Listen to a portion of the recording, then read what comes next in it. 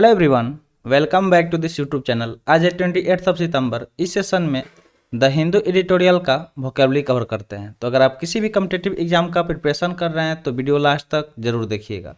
चलिए वीडियो शुरू करते हैं। जल्दी से लाइक कर दीजिए और चैनल पर नए हैं तो जल्दी से चैनल को सब्सक्राइब कर लीजिए। तो चलिए देखते हैं वर्ड्स। पहला वर्ड है सोरिंग। सोरिंग की बात करें तो ये वर्ब की तरह काम कर रहा है। तो वर्ड के साथ साथ हम लोग देखेंगे कि ये कौन सा पार्ट्स ऑफ स्पीच है, फिर उसका इंग्लिश मीनिंग, हिंदी मीनिंग, फिर उसका सिनोनिम्स, फिर उसका एंटोनिम्स। तो ये सारी चीज़ हम लोग कवर करेंगे और साथ साथ में रेलिवेंट पिक्चर भी देखेंगे जिससे हम वर्ड को विजुअलाइज कर सकें। तो चलिए देखते हैं इसका मीनिंग। तो सोरिंग मतलब होता है to fly high in the air. देखते होंगे आप चिल या बाज, इन दो पक्षियों को काफ़ी ऊंचाई तक जाके उड़ते हैं, ठीक है, तो उसको सोरिंग बोलते हैं। जो काफ़ी हाई मतलब ऊंचा जाकर जो हवा में उड़ रहा हो उसको सोरिंग बोला जाता है, यानी कि ऊंचे उड़ना। क्या बोल देंगे? ऊंचे उड़ना बोलेंगे।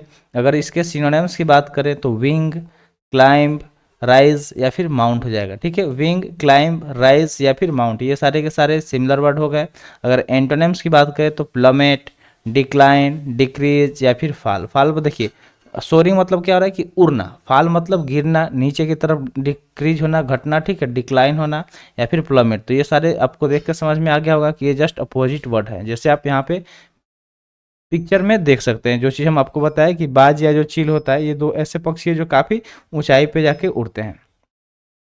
सेकेंड वर्ड दिया गया है स्ट्रेप्ड। स्ट्रेप्ड की बात करें तो ये एडजेक्टिव की तरह काम कर रहा है। इसका मीनिंग होता है शॉर्ट ऑफ मनी, यानी कि पैसों की कमी हो जाना, ठीक है। जो पैसा है उसकी कमी हो जाना, उसको बोलते हैं शॉर्ट ऑफ मनी, यानी कि तंगी बोल सकते हैं, ठीक है, आर्थिक तंगी बोल सकते हैं। जब क्या होता है कि अब हमारे पास पैसा वैसा नहीं होता है कहीं खर्च करने के लिए, उसको स्ट्रेप्ड बोलेंगे। सिनोनिम्स की बात करें तो इम्प्रोविज्ड हो जाएगा, बेगर्ड हो जाएगा, ब्रॉक हो जाएगा या फिर डर्ट पुअर हो जाएगा। ये सारे क्या हो गए? सिमिलर वर्ड हो गए। अगर अपोजिट वर्ड देखें तो रिच यानी कि जो धनी हो, वेल्दी यानी कि धनवान हो, अनटाइड हो, अनस्ट्रेप्ड हो, तो इनको क्या, ये सारे अपोजिट वर्ड हो गए। जैसे देख सकते हैं यहाँ पे भाई साहब का पर्स पूरा खाली हो गया है, ठीक है।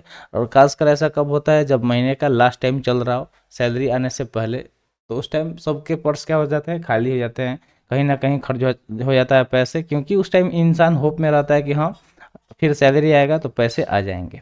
अगला वर्ड दिया गया स्ट्रगलिंग। स्ट्रगलिंग की बात करें तो एडजेक्टिव की तरह काम कर रहा है। इसका मीनिंग होता है स्ट्राइविंग टू अचीव और attain something in the face of difficulty और रेजिस्टेंस।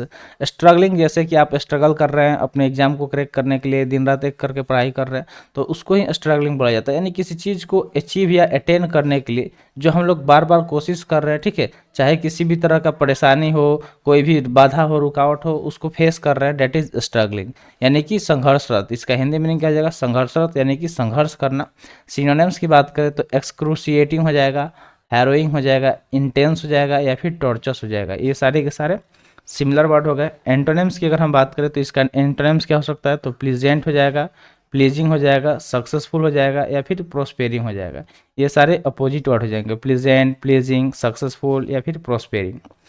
आगे बढ़ते हैं, ठीक है। यहाँ पे पिक्चर में देख सकते हैं कि इंसान क्या हो रहा है, इतने बड़े पत्थर को लेके चल रहा है। ये एक तरह का पिक्चर दिखाया गया है कि स्ट्रगल कर रहा है लाइफ में, ठीक है। अगला वर्ड दिया गया है कल्मिनेटिंग। कल्मिनेटिंग वर्ब की तरह काम कर रहा है। इसका मीनिंग होता है to reach a final result, यानी कि फाइनल रिजल्ट तक पहुंचना, ठीक है, किसी चीज़ के समाप्ति की ओर पहुंचना। तो समापन हुआ कोई किसी चीज़ का। देखिए फाइनल रिजल्ट मतलब जब मान लीजिए कि आप एग्जाम दिए, जब उसका फाइनल रिजल्ट आ गया, यानी कि उस चीज़ का समापन हो गया, ठीक है। सिनोनिम्स की बात करें तो कैप, क्लाइमैक्स, कंक्लूड या फिर टर्मिनेट हो जाएगा। अब चलिए एंटोनिम्स देख लेते हैं। तो कोई चीज़ जो बिगिन हो रहा है यानी कि शुरू हो रहा है, कमेंस यानी कि स्टार्ट हो रहा है, ठीक है, ओपन या फिर स्टार्ट, तो ये सारे क्या होगा?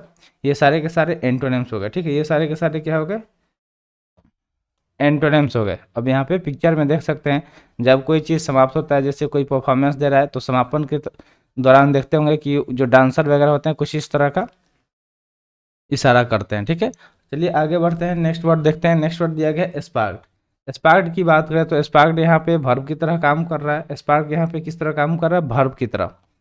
अगर इसके मीनिंग की बात करें तो इसका मीनिंग होता है इमिट स्पार्क्स ऑफ फायर और इलेक्ट्रिसिटी। आप कभी देखते होंगे, जैसे मान लीजिए कि एक इधर से वायर है, ठीक है, एक इधर से वायर है, मान लीजिए दो वायर है, दोनों अलग अलग फेज के हैं, और जब ये टच होते हैं यहाँ पे तो कुछ इस तरह से आपको चिंगारी की तरफ देखने को मिलता है।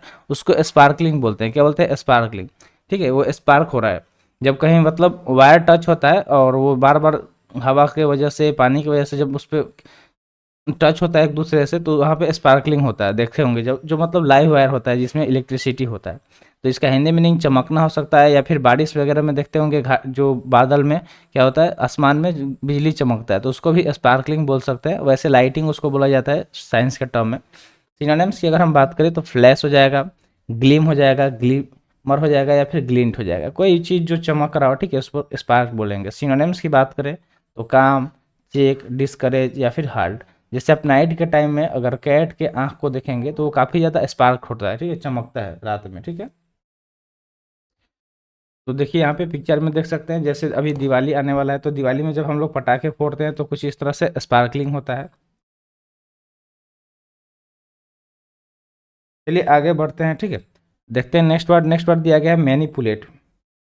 मैनिपुलेट की बात करें तो मैनिपुलेट यहाँ पे वर्ब की तरह काम कर रहा है। अगर इसके मीनिंग की बात करें तो इसका मीनिंग क्या हो जाएगा, the action of manipulating something in skillful manner. यानी किसी चीज़ को मैनिपुलेट करना किस तरह से, तो स्किलफुल मैनर में, यानी कि सही तरीके से मैनिपुलेट करना, यानी कि चालाकी। इसका हिंदी मीनिंग क्या हो जाएगा, चालाकी से। जिसके पास स्किल है वो क्या करता है, चालाकी दिखाता है और सामने वाले को मैनिपुलेट कर देता है। सिनोनिम्स की बात करें तो ट्रिकरीज, सबटरफग्स, मैन्यूवर्स या फिर आर्टिफिस। जैसे मान लीजिए कि जब हम लोग कहीं जाते हैं दुकान पे, तो कुछ ऐसे होते हैं जो मतलब सही से सामान देते हैं। जैसे कभी कभी हम लोग गए पंप पे तेल लेने, ठीक है, पेट्रोल पंप पे पेट्रोल वगैरह लेने, तो वहाँ पे भी बहुत तरह से मैनिपुलेट किया जाता है। जिसके पास स्किल होता है वो सामने वाले को मूर्ख बना देता है और उसको कम पेट्रोल दे देगा, पैसे ज़्यादा ले लेगा। तो इस तरह से वो क्या कर रहा है, वहाँ पे मैनिपुलेट कर रहा है। एंटोनिम्स की बात करें तो डिस्ट्रॉय, ईडल, लिव या फिर एलोन हो जाएगा। ये सारे के सारे अपोजिट वर्ड हो गए। चलिए देखते हैं अगला वर्ड। अगला वर्ड है सिग्निफिकेंट। सिग्निफिकेंट एडजेक्टिव की तरह काम कर रहा है। इसका मीनिंग होता है इन ए सफिशिएंटली ग्रेट और important way else to be worthy of attention. मतलब कोई चीज़ जो अटेंशन के लायक हो, ठीक है, और सफिशिएंटली ग्रेट और इम्पोर्टेंट हो, उसको सिग्निफिकेंट बोलते हैं। जिसका हिंदी मीनिंग काफ़ी हो जाएगा। अगर इसके सिनोनिम्स की बात करें तो नोटेबली, रिमार्केबली, इम्पोर्टेंटली या फिर सीरियसली। यहाँ पे आप एल सारे जो भी यहाँ पे देख रहे हैं सिनोनिम्स में, सब में एल वाई लगा है। तो एल वाई के पीछे दो चीज़ होता है, या तो एल वाई एडजेक्टिव सफिक्स होता है या फिर एल वाई एडवर्ब सफिक्स होता है। एडजेक्टिव तब होता है जब नाउन के साथ एल वाई लगा होता है, और एडवर्ब तब होता है जब एडजेक्टिव के साथ एल वाई लगा होता है। ये चीज़ आपको ध्यान में रखना है। बहुत सारे टीचर ये बताते हैं और बहुत सारे नहीं भी बताते हैं, हम आपको बता दे रहे हैं। इससे आप क्या करेंगे, आसानी से आइडेंटिफाई कर सकते हैं। स्लाइटली की बात करें तो यहाँ पे एंटोनिम्स हो गया, डाउटफुली एंटोनिम्स हो गया, अपेरेंटली एंटोनिम्स हो गया, या फिर सुपरफिशियली। ये सारे के सारे एंटोनिम्स हो गए। जैसे यहाँ पे देख सकते हैं कि मान लीजिए कि कोई अगर पढ़ रहा है, जो तेज बच्चा होता है, टीचर उसको क्या करते हैं, मतलब वो वर्दी ऑफ अटेंशन के लायक होता है, टीचर उसको ज़्यादा अटेंशन देते हैं। अगला वर्ड दिया गया डिलेड। डिलेड की बात करें तो वर्ब की तरह काम कर रहा है। ये वर्ड अक्सर आप क्रिकेट मैच के दौरान सुनते होंगे, match is delay due to rain, ठीक है, इस तरह से आप सुनते होंगे। तो डिलेड मतलब क्या होता है, किसी चीज़ को विलम्ब कर देना, ठीक है, यानी कि मेक समवन और समथिंग लेट और स्लो। किसी चीज़ को लेट या फिर स्लो कर देना, धीमा कर देना, डेट इज डिले। डिलेड मतलब हो गया विलम्ब करना किसी चीज़ में। अगर इसके सिनोनिम्स की बात करें तो डिटेन, रिटार्ड, हिंडर या फिर हैम्पर हो जाएगा, ठीक है। डिटेन, रिटार्ड, हिंडर या फिर हैम्पर, किसी चीज़ में बाधा डाल देंगे तो क्या होगा, विलम्ब हो जाएगा। जैसे अक्सर जब हम लोग ट्रेन का स्टेटस देखते हैं, आपको पता ही है इंडियन रेलवे के बारे में, ठीक है। इंडियन रेलवे हम अक्सर टाइम पे नहीं रहता है, ठीक है। तो वो क्या होता है, हमेशा डिले दिखाएगा कि इतना मिनट डिले है, इतना घंटा डिले है। तो उसको डिले मतलब क्या हो गया, विलम्ब हो गया। एंटोनिम्स की बात करें तो कंटिन्यूएशन, एडवांस, असिस्टेंस या फिर बिगनिंग। ये सारे के सारे अपोजिट वर्ड हो गए। चलिए आगे बढ़ते हैं अगले वर्ड की तरफ। अगला वर्ड है सेंसस, जो कि नाउन की तरह काम कर रहा है। इसका मीनिंग होता है an official count of the people who live in a country including information about their age, jobs etcetera. तो ऑफिशियली लोगों का गिनती करना, ठीक है, जो एक खास देश में रह रहे हैं उनके बारे में जो भी इंफॉर्मेशन है, जैसे कि उनका एज क्या है, वो कौन सा जॉब कर रहे हैं, ये सब चीज़ इकट्ठा करना, उसको सेंसस बोलते हैं। तो इसका मतलब क्या हो गया, जनगणना हो गया। तो चलिए आपसे एक क्वेश्चन है, ठीक है, होमवर्क में, कमेंट सेशन में आप अभी वीडियो के कमेंट बॉक्स में जाके कमेंट कर सकते हैं कि इंडिया में जो जनगणना है, सेंसस है, वो कितने साल पे होता है, ठीक है, कितने साल पे होता है, कमेंट सेक्शन में बताना है।